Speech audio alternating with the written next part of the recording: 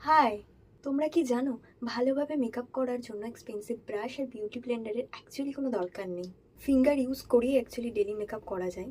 খুব অল্প কনসিলার নিয়ে জাস্ট আন্ডার আইসে এরমভাবে ট্যাপ ট্যাপ করে কনসিলার অ্যাপ্লাই করতে হবে। পপুলার মেকআপ আর্টিস্টরাও অ্যাকচুয়ালি মেকআপ করতে গিয়ে ফিঙ্গারকেই বেশি প্রেফার করে। ফাউন্ডেশনের জন্য এরকম দুটো আঙ্গুলে খুব কম কোয়ান্টিটিতে প্রোডাক্ট নিয়ে এরমভাবে ড্যাব ড্যাব করতে হবে। মেক শিওর যে এরকম ক্রিম অ্যাপ্লাই করার মতো জিনিসটা ঘষবে না। ম্যাক্সিমাম জন এই ভুলটাই করে থাকে, জাস্ট এরম ড্যাব ড্যাব করতে হবে।